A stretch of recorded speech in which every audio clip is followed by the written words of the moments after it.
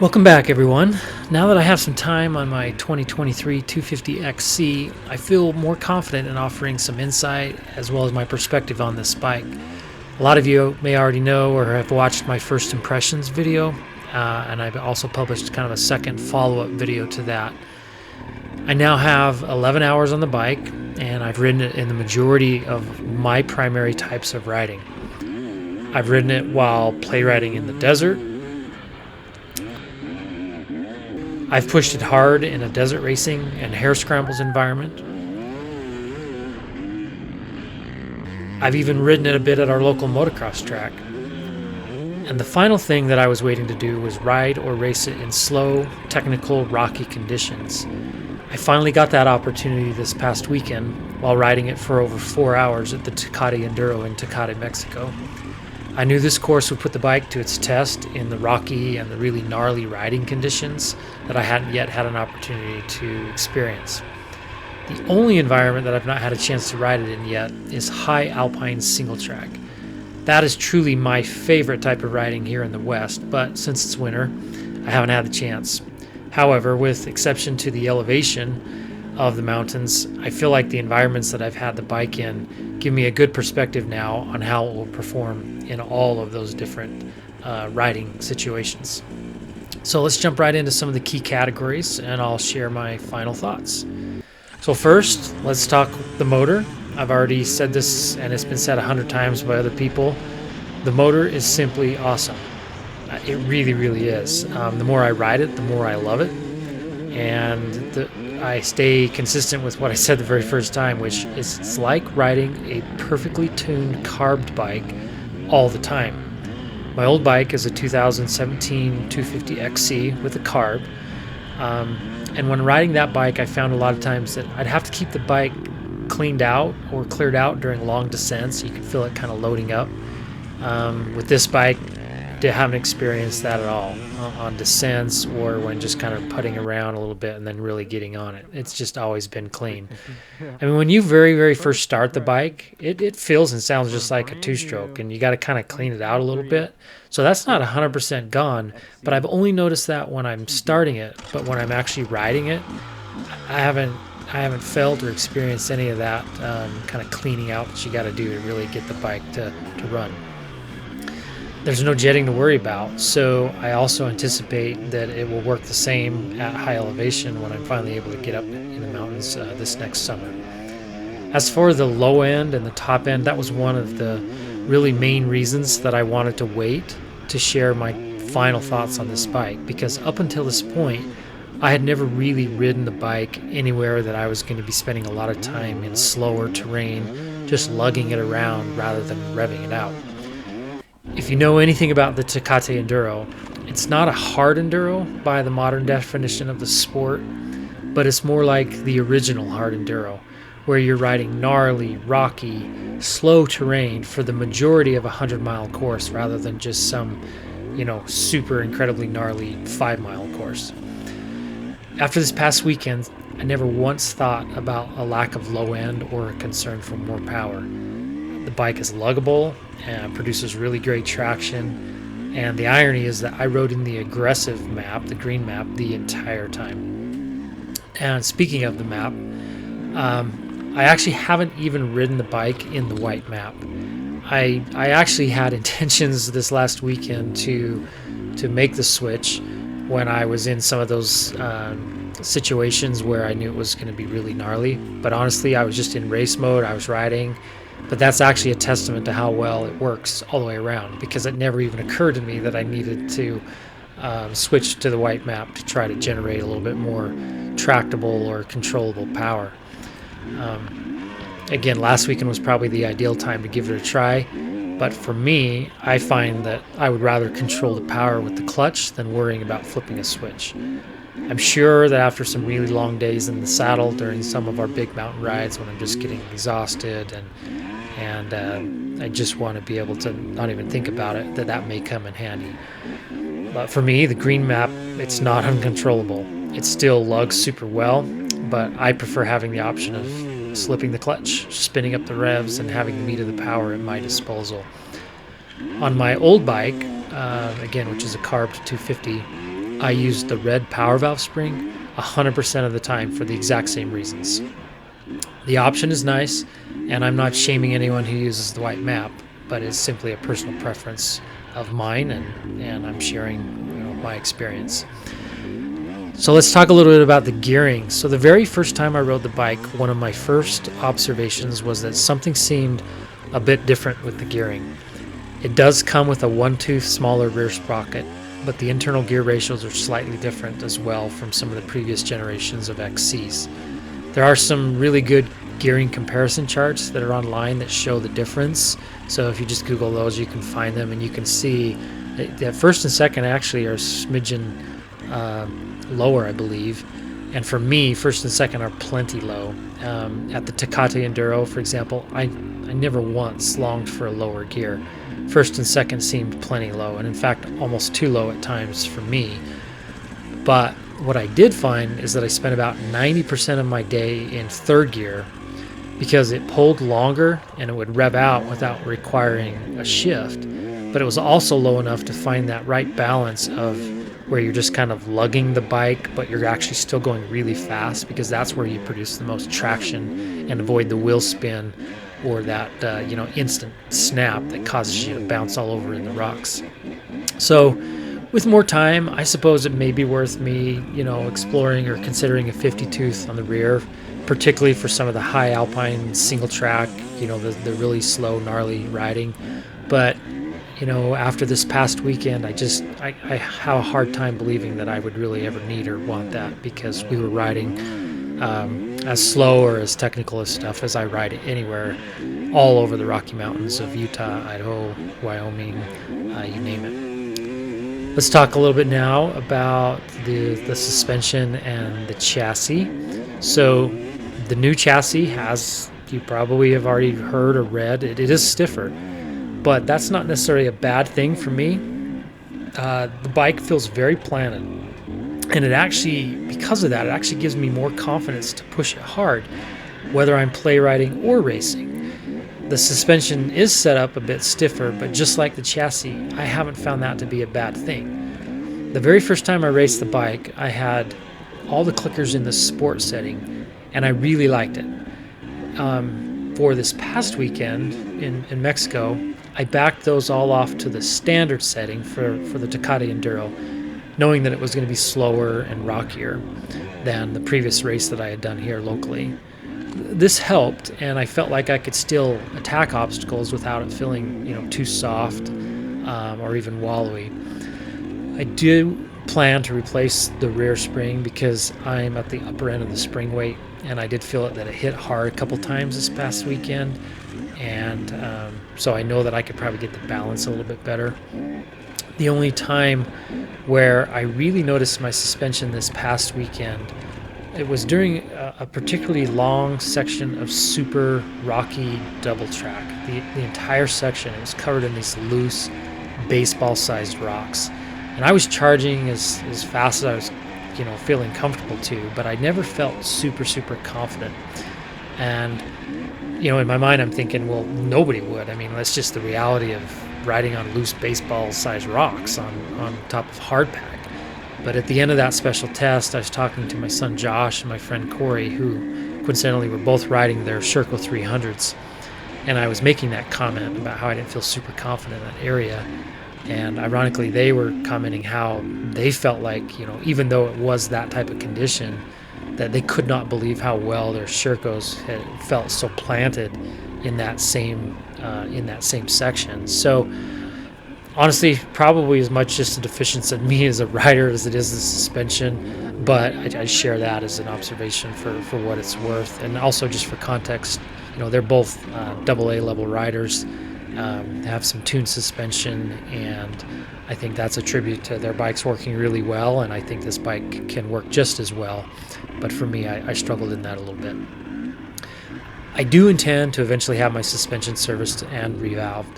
I've got a really good relationship with Kevin at the Motor Experts here in Utah.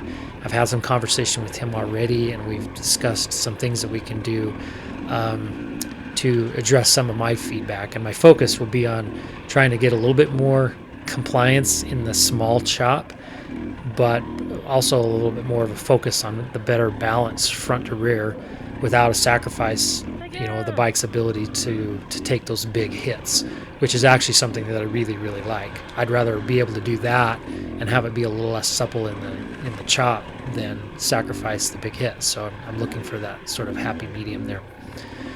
I will say again though, this bike suspension does a really great job out of the box. It does exactly what it was designed for, which is fast, hair scrambles, racing type environments, and it's all a compromise. And if I was doing 100% trail riding, I'll admit that the XCW suspension would probably be a better starting platform, or maybe more specifically, revalving the XC suspension to be a little bit more on the soft end. But for me, the bike is the Swiss Army knife of off-road bikes, and it's exactly why I bought it. I can push it hard in a race setting without any reservations, and also go out and trail ride it and still have a great time. But I recognize it's not going to be as plush as, say, an XCW or my 500 EXC with PDS suspension that's set up for that type of riding. Let's talk about gas mileage. So I still haven't done a super scientific test of actual mileage, but I'm estimating my mileage to be somewhere in the 20 to 25 mile range. And that honestly isn't that great. In fact, I'm actually a little bit surprised. You think of fuel injected bike, you think of the KTM 4-strokes, fuel injected, they're getting almost twice that. But I also recognize that most of my riding has been in a race type setting where I'm really hard on the throttle. At my first race, the loop was 23 miles, done 3 times. I gassed after each loop because I wasn't comfortable pushing it to 2 loops, which had been as roughly 46 miles, because the terrain was really sandy and really fast. At the Tecate Enduro this last weekend, I topped off before the third and final special test, which was 35 miles long. When I got to the finish, I still had quite a bit of gas left in the left side of the tank. I don't remember exactly because it was at the end of almost 100 miles, but it was just, maybe just below the shrouds. So that bigger, lower section of the left side of the tank was still totally full.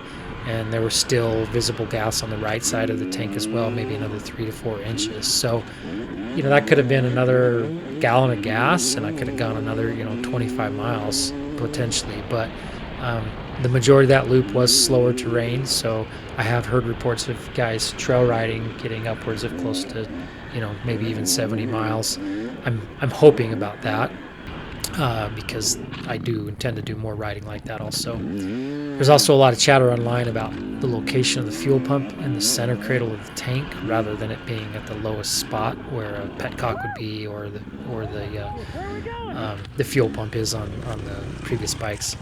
For me, this hasn't proven to be an issue yet, but I know there are already some aftermarket solutions in the works. I read a little bit online about some of those, so we'll watch for those. And by next summer, I really hope to have some bigger tank options available to the public because for me, I like planning really big, long days of high alpine single track, and I like to have at least 80 to 100 miles worth of range, whether that's a combination of my gas tank and, carrying a little bit in my pack. Electric start. So the bike starts reliably and consistently with the electric start. The button and the controls are new, and I had shared previously that the starter button has a more rigid feel to it. So even though the bike still starts fast, if I'm being totally honest, I feel like there is an ever so slightly slower response than my carb 250, much the same way people described the TPIs.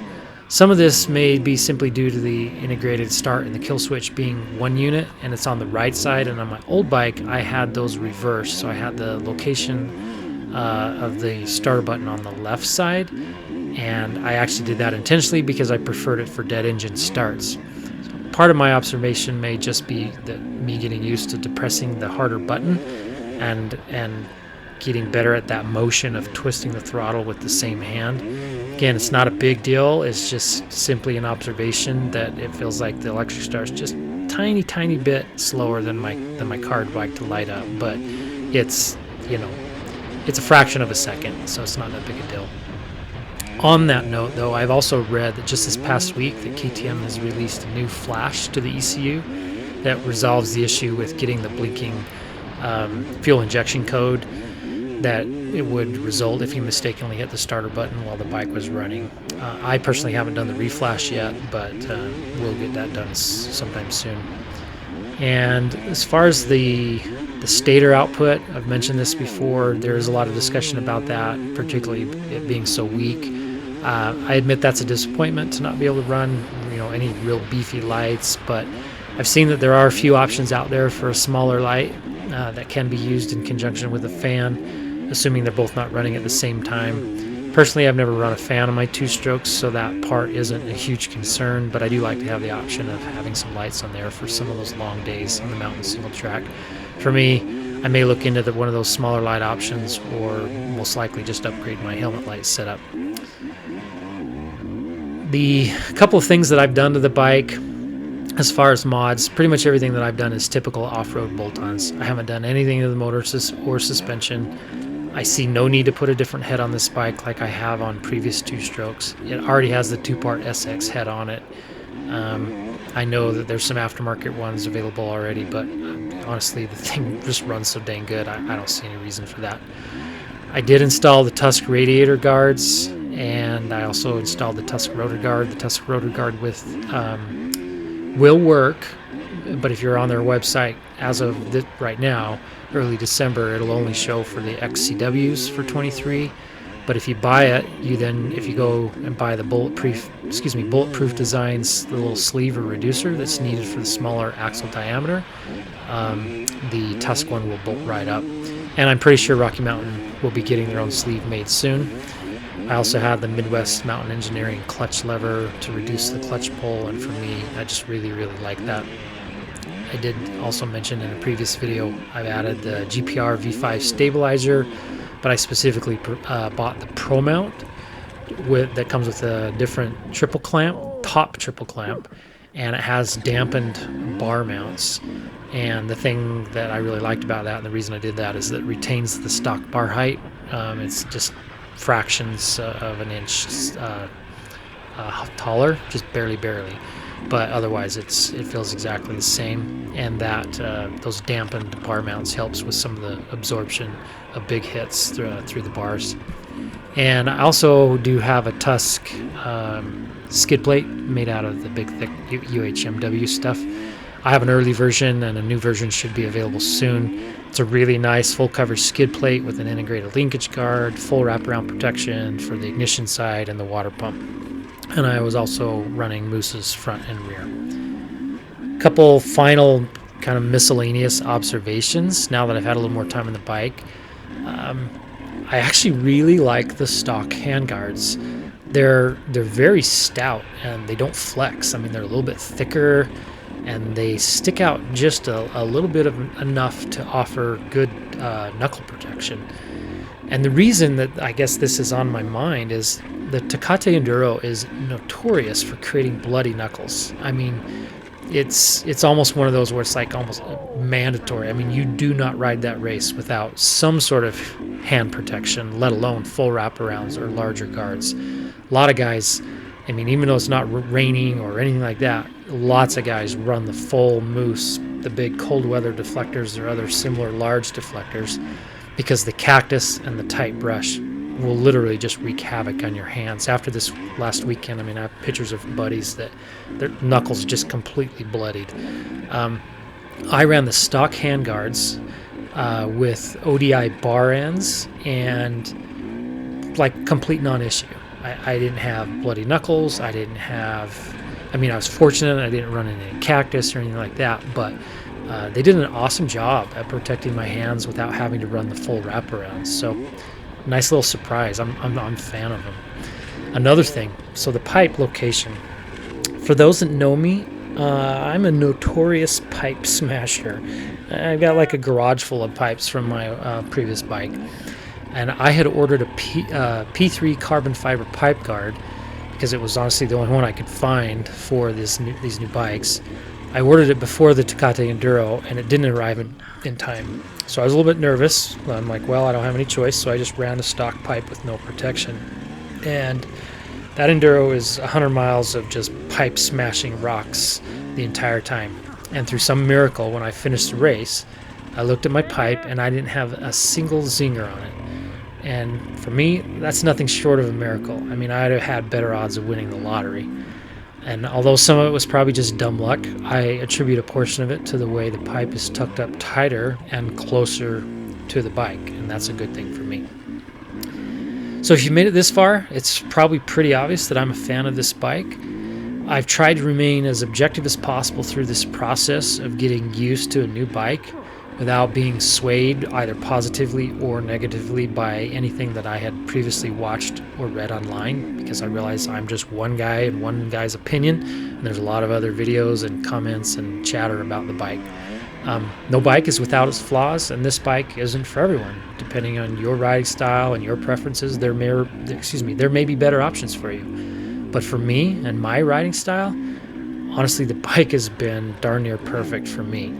So if you have the same bike or have questions about the new KTM or the Husky TBIs, leave your comments below. And if you are interested in more racing, trail riding, training, and riding tips, be sure to check out our affiliate channel, Ride with the Knights, for a whole lot and even better dirt bike content. And we'd really encourage you also to use our affiliate link for your Rocky Mountain ATV MC purchases, and I'll put a link for that below in the description. And otherwise, we'll see you out on the trails. Thank you, everybody.